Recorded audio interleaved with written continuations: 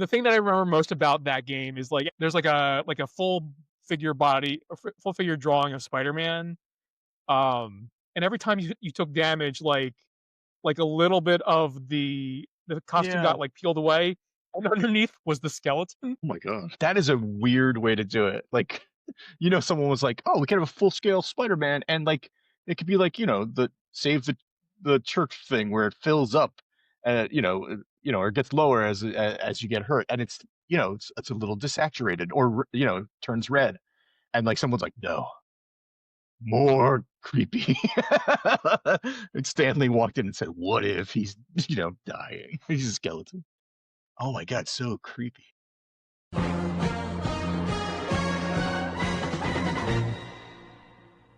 What's going on, everyone? I am Phil along here with Joe. Hey Phil, what's up, man? I was working today and I had YouTube on in the background, and it it landed me on this channel where the guy looks at all retro stuff, and he happened to be looking at a video game that instantly hit me with nostalgia, but like the wrong kind of nostalgia. He was Yeah. playing Jaws on the NES. Have you ever played Jaws on the NES? I didn't even know there was a Jaws for the Yeah. NES. Yeah, I mean that's the appropriate response. This is, of course, Jaws, not based on the Bond villain, but based on the more popular shark that kills people in the movies. Um, and it makes sense that there would be a Jaws game, but they didn't make it. This game, oh my god, it's so frustrating. This is a game for me where like I could not, my little brain could not comprehend it. I could not figure out how to advance, how to get stronger, how to beat the game. And either there was nothing in the booklet about it, or I was too stupid to research that far. I was like, it's a game, I'll figure it out. Because I would have been like 8, 9, or 10, something like that. But I could not figure out how to do this. This is a game where you're on a boat and you stop periodically, and you dive down, and you murder all these different kinds of sea life to collect seashells, which that doesn't work. But you're basically a serial killer underwater, killing all this sea life just so you can collect materials and then take them someplace to, presumably trade for whatever. But the whole time there's a shark fin chasing you around the water, and it'll pop up and you'll be like, "Oh no, it's Jaws." And at first you're like, "Yes, it's Jaws. I'm going to kill Jaws." But no, you get in the water with Jaws and he's the worst. He's so hard to beat, and I could never figure out how to power up all the way and defeat him. And Mhm. it haunted me, and to the point where it was just like, like, why do I have this game? Like, why does this game exist? And who put this in my life? And how can I punish them? It was probably one of like a just a random like Christmas present one year or whatever. Anyway, as I was going through that pain and watching this YouTube video where the the guy's telling a story about when he was a kid and how his father became obsessed with it, and how his father eventually did beat it. It did bring me some joy. But I was watching this and I was thinking about the pain, and I was like, Phil was such a big gamer, has always been such a big gamer. He must have 1,000 of these. There must be so many games that have tortured you in your youth. Yeah, for sure. Like, there's definitely like a bunch of games that um I've played and never beaten. Um, so like one of them is Quest Probe Spider-Man, which I mentioned in our 50 Cent comic video. So it is basically like a text-based video game, but it has like a picture, and you're supposed to collect these gems. And like, I know there's a way to beat it, but I don't know how to beat it. What age were you when you were Um, playing this game? I don't know how old I was. I because honestly, I don't like. I'm trying to think now. Like, would I have bought it? Like, what? I don't know that I had actually bought this game, or if I got it like as some bootleg. Uh, Right. Would you have gotten a but bootleg like yeah, through school, like middle school or early high school, or is this elementary school level? Like there I was, I don't know if we did bootlegs in elementary school. You got that new PC game? Well, so, like, when I was young, I didn't actually have an NES or any kind of console, so, like, all the games I played all were on a computer. Um, so it mu like, I can't remember when when I got my first computer. Um, I was pretty young. It was probably in elementary school that I Yeah, had a I feel computer, like I think. yeah, I feel like as long as I've known you, you've had a computer. That can't be true, but um, I've always like, oh, Phil's got a computer. Like, and I feel like when we were that young, we were playing games on the PC because I had a computer too. Um, and I remember playing like, of course, Solitaire, but also like Wolfenstein when that came out, and Yeah. getting a bootleg in that, and just being like, I'm gonna go home and play that after school for like hours. Um, yeah, I mean, the PC gaming culture is so different than the console gaming culture. It must have been a different experience growing up like that. Yeah. So, like, the thing with the Quest Pro Spider-Man is, like, it's a text-based video game that you type in directions on, like, where you wanna go. So it's not like a matter of, like, reaction time, like, it would be for, like, something like Jaws on the console. It's more like you gotta think about what to do and then, like, type the correct command in to do it, and then Spider-Man does something. See, I I could see your and parents buying that for you, thinking like, "Oh, this is a good game."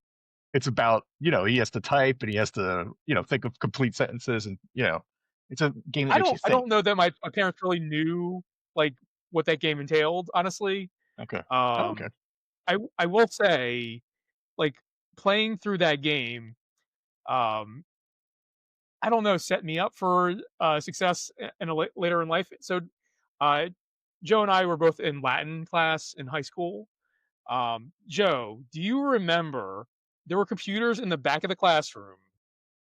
You remember this? I don't There Okay, was yes. there was a game that you could play on those computers, and I A honestly don't Latin remember game. what the game was. Okay. It It was a was probably Latin like a game, Roman game. but it was the same sort of text-based thing where you type in a command and they do that. Yes. Yeah, 'cause What was I the distinctly remember, like, being I distinctly remember being in the classroom and, like, people were, like, trying to play this game, and they're like, "What do we do?" I was like, "I know what to do." You're like, "Stand back, fools," and you sat down, you typed in "Kill Caesar," and sure enough, Yep. It was N for north, S for south, E for east, and W for west, and that's how you moved. of course, yeah, that's awesome. If it was the same controls, what are the chances it was made by the same company, or were all games like that back then? It could have been because I think Quest Probe was like a or I think the creator the creator's name was Scott Adams, I wanna say, and, like, I don't think it's Okay, 'cause isn't that the name of Dilbert's creator as well? Not that Scott Adams, though. Like, I think they probably made a bunch of, like, those types of games, like, for different genres, like, or different not even genres, 'cause it's all the same type of game. It's just, like, yeah, different, like, settings, I guess. yeah, I could see that being like a Carmen Sandiego game that's like that, um, Yeah. where you're traveling to different places and even different times. Um, and it's very school friendly. It's like I could see, yeah, for sure, being that in the back of the classroom. A text-based Roma game. Did you play it often? I think I played it enough to, like, figure out, like, the controls and, like, what to do, but I didn't like, it was like because this would have been, like, between 92 and 96. So, like, Oh, this okay. is, like, the era of, like, Super Nintendo, Yeah. Genesis, and all that stuff. Like, that type of game was, like, decades earlier.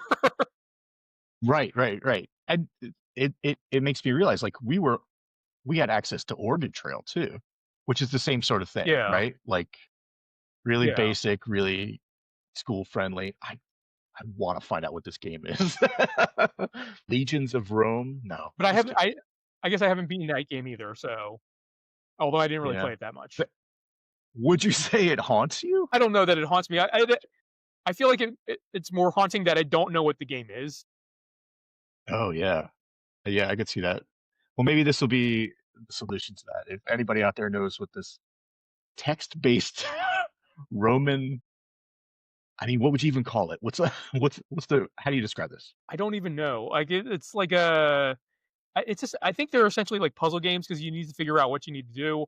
But like I feel like the like at least the Spider-Man game, like there were like various like rooms. Like so you would like going in any compass direction, you would like pop into a room or like go down a corridor or something like that. Whereas I think from my recollection, like this Roman game was like more like wide open. So like you were just like heading in a specific direction. Kill Caesar. So I don't Oh, what know. if the game's called Kill Caesar? I would play that game.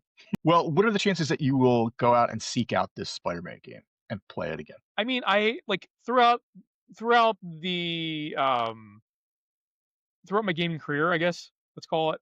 I have at times like thought about going back, and at times I have gone back and like look for like an emulator or something like that to like Yeah, play the game. And like I get so far, and then like I just kind of stop. you get so far in the game, it just stops, Yeah, well, or you. it's more like I get like 3 screens in, then I'm like, oh, I should do something else with my time. That sounds like a major problem with ADHD, or you're, you know, that's a bigger problem than I mean, maybe Spider-Man. undiagnosed, um, undiagnosed. undiagnosed, yeah, sure. Are there any other games that haunt you or that come close to like what I was feeling with Jaws? Like I never beat Jaws. I will never beat Jaws. Like, So I feel like well, so there's actually like another Spider-Man game that I had for my computer that I have never beaten, and like it's also similarly like a puzzle game, but this is actually like you control a little Spider-Man like walking across the screen. I guess you're trying to navigate through like all these rooms, but like you use like the swinging mechanic and like your wall crawling mechanic to like hit these switches and try to figure out like what's the right like combination of things to get to the next room. that's Um, cool. That the reminds me of like the Yeah. Lego games now are all like that, where you have to solve puzzles to advance. Uh, It's way less sophisticated than that. Um, so, like, the thing that I remember most about that game is, like, every time you took damage, I wanna say it's, like, the right-hand side of there's, like a full figure body a full figure drawing of Spider-Man, and every time you took damage, like, a little bit of the costume yeah. got, like, peeled away, and underneath was the skeleton. Oh my god. Wait, so halfway through the game, you'd have skeleton legs, basically, or Well, like, so, like, that's just it was just your health bar, like, the Spider-Man avatar was still just like like a tiny little Spider-Man walking across the screen, but, like, your health bar was, like, more and more skeleton. that is a weird way to do it. Like, someone was like, "Oh, we can have a full scale Spider-Man," and like it could be like the save the church thing where it fills up, or gets lower as you get hurt, and it's a little desaturated, or turns red, and like someone's like, "No, more creepy." And Stanley walked in and said, "What if he's dying? He's a skeleton." Oh my god, so creepy. Um, that you talking about that makes me think about a game that you definitely bootleg. You know, 30 years later, spoilers, but you bootlegged for me is the Punisher game. I remember the discs, like having them, and oh, that's a great game. That's such a fun game. I don't know that I ever beat that or anything, but I have fond I memories. I definitely beat that game, um, but only because I cheated. No, how did you cheat? So, the setup of the game was, like, you're the Punisher, like, and you have your home base, and then you find these crimes, like, you get notified of these crimes, and you drive to the location, and then you basically kill everyone. That's basically you help the crime, like, by killing everyone. And it's a top-down perspective, but kinda like the original Grand Theft Autos, like Grand Theft Auto, like, 1 and 2, I think. Yeah. The more crimes you stopped, the more money you accumulated, and, like, you had to accumulate so much money to be able to face off with the kingpin. Like, I think it's like a $500,000 or something like that. Oh, Uh, you need to buy your way in to fight the Kingpin. Basically, yeah. Um, Wait. But Pause. 1 second. One yes, sec. So yeah. you're accumulating money by stopping these crimes. How are you accumulating money? It's not like wanted posters. Are you just stealing the money that they were gonna steal?